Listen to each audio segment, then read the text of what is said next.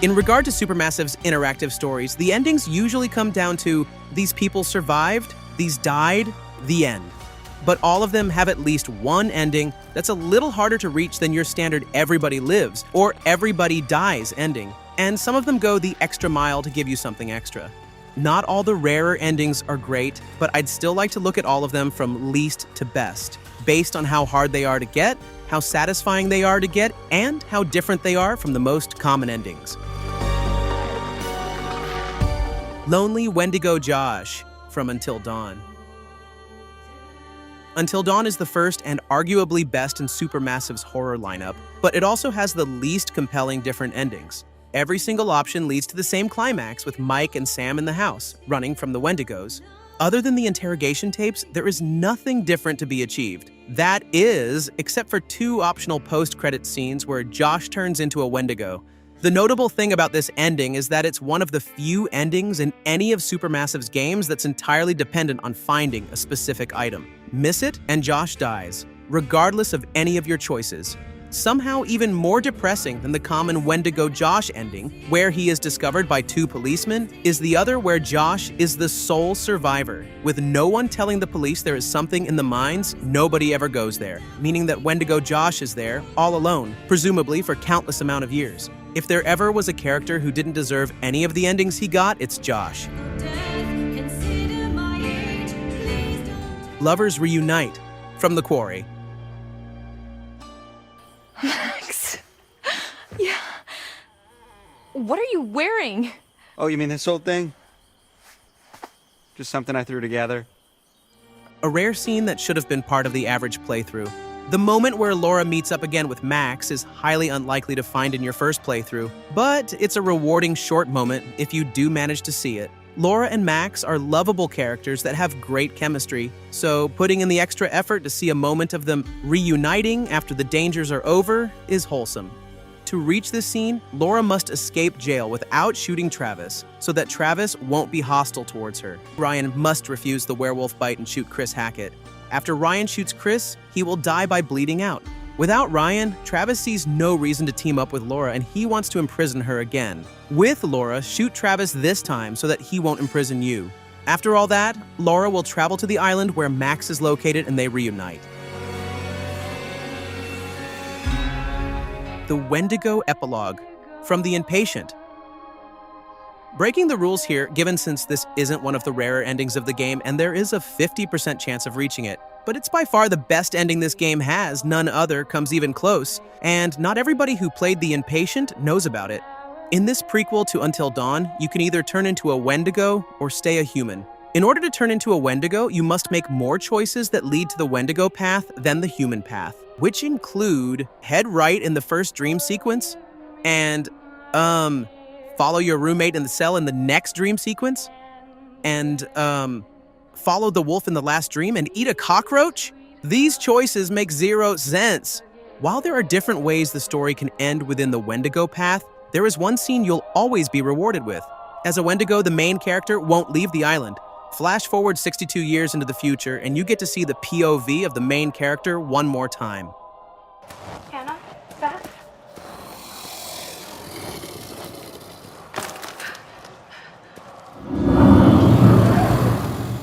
Now that is a cool reward, and by far the most satisfying way to end this forgettable story. Saved by Megan from Little Hope. Little Hope already breaks the formula by revealing all playable characters are imaginary. In every single ending, you end up with only Anthony the bus driver. Still, the story can end in 7 ways depending on if someone else survived, whether Anthony found a gun, whether Vince called the cops, or if Mary is executed. To get this particular ending, Anthony must find the gun. Everybody dies through whatever means. Vince mustn't call the cops, Andrew doesn't shoot Angela so the gun isn't thrown away, and you must claim Mary is innocent. What follows is a very depressing ending, even rewarding you with the fate worse than death trophy, where Anthony considers committing suicide but Megan saves him.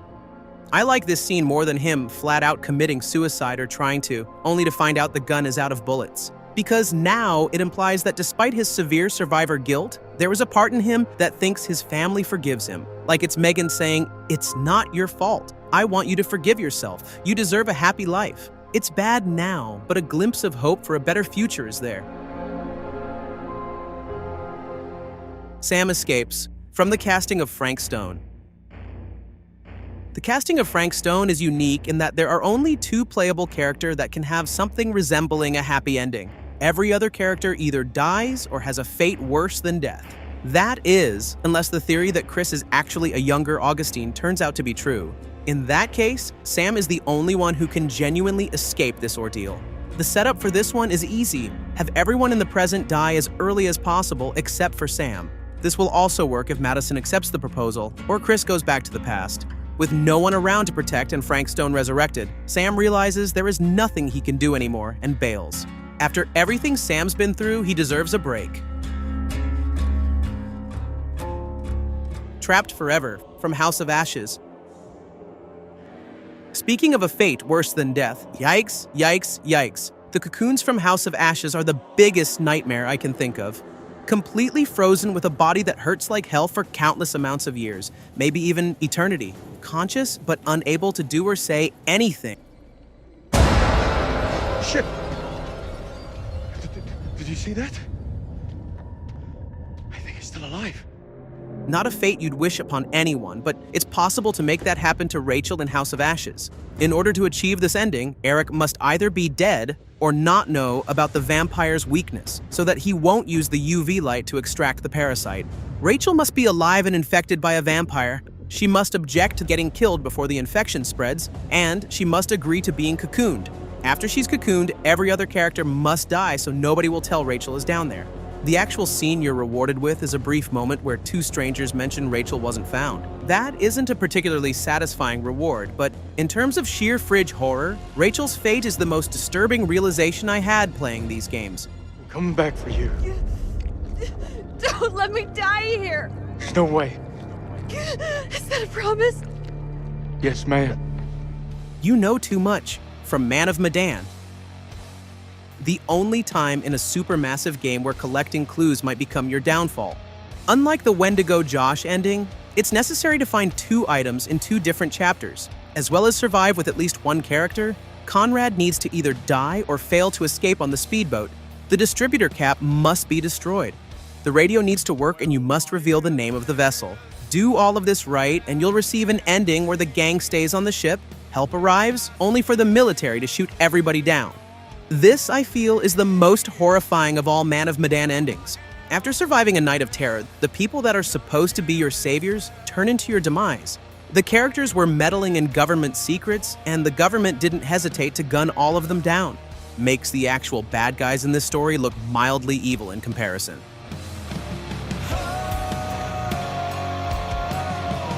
The actual good ending from Hidden Agenda. An experimental supermassive game where there is only one good ending and merely reaching it is surprisingly hard. Truth be told, I don't exactly know what is mandatory to get the good ending, other than a vague Game Ranks article that claims to know what is necessary, but doesn't specify how to meet any of these requirements. The best way to get the good ending would be to just imitate a complete playthrough on YouTube. Trying to get it by yourself, without any guide, is hard. One of the reasons is this mini-game where you need to find 3 clues within 20-something seconds. Since it's only around 20 seconds, it's not unlikely to miss crucial clues, which locks you out of the good ending. Even if you were to get all the clues, you'd still need to know the proper choices in the story and not make any screw-ups at any point. What choices will and won't lead to a good outcome were rather hard to guess since the choices aren't always logical, and I didn't manage to get the good ending even after 3 playthroughs. In terms of how hard the ending is to pull off, Hidden Agenda easily takes the cake. In terms of how fulfilling and rewarding it is to pull off, it's not that compelling. Hidden Agenda is simply one of Supermassive's less engaging games. Not that interesting mysteries with forgettable characters, but it's saved by some tough choice moments and couch co-op arguing with friends. Josh Survives from the Until Dawn remake. They did it! My boy lives! Josh is one of the rare video game characters that does some genuinely horrific things, yet still succeeds in making you feel sorry for him. A mentally ill person who is treated for the wrong condition suffers from severe side effects of his medication which causes him to hallucinate. He is riddled with grief over the loss of his sisters and has guilt over his inability to do anything about their disappearance. Why didn't you save us, Josh? Why did you want us to die? want you to die. I swear. I swear I tried to find you. There is a kind soul behind all those scars who deserves a second chance, and there is a spark of hope he can be saved. Admittingly, as satisfying as the idea of this ending is, it's rather fan-servicey, and the story clearly wasn't written with Josh's survival in mind. The actual scene is a brief reveal that Josh is alive, slapped on top of a wrapped-up story. Rather than a compelling rewrite where Josh isn't attacked by the Wendigo and joins Mike on his road back to the cabin. Still, fans have been asking for Josh to get a second chance for years, and it's very satisfying to see him getting the redemption he deserves. In order to get this ending, you must first fulfill the condition of the Wendigo ending. On top of that, there is a new conversation with the therapist where Josh must say he regrets his actions. And lastly, no one must be killed by a Wendigo before Josh passes through the Wendigo's lair. Seeing the remains of his friends freaks him out and locks you out of the good ending. However, any potential death after this scene won't affect the good ending. Do this, and a second chance will be given.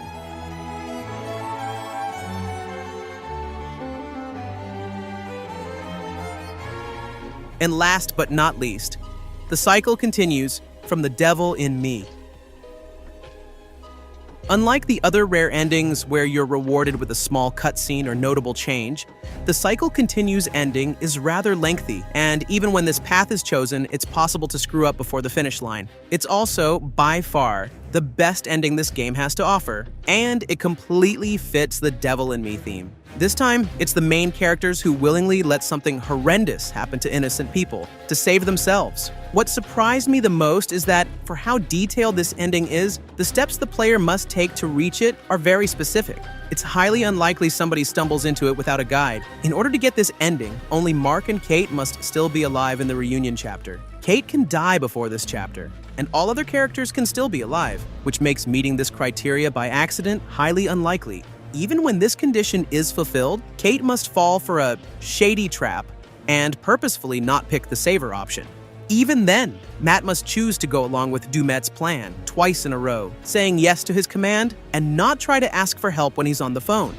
Do all that and you've unlocked the cycle continues. But in typical horror fashion, even this ending is guaranteed to lead to death. After Matt and Kate think they escaped, Dumet is waiting for them.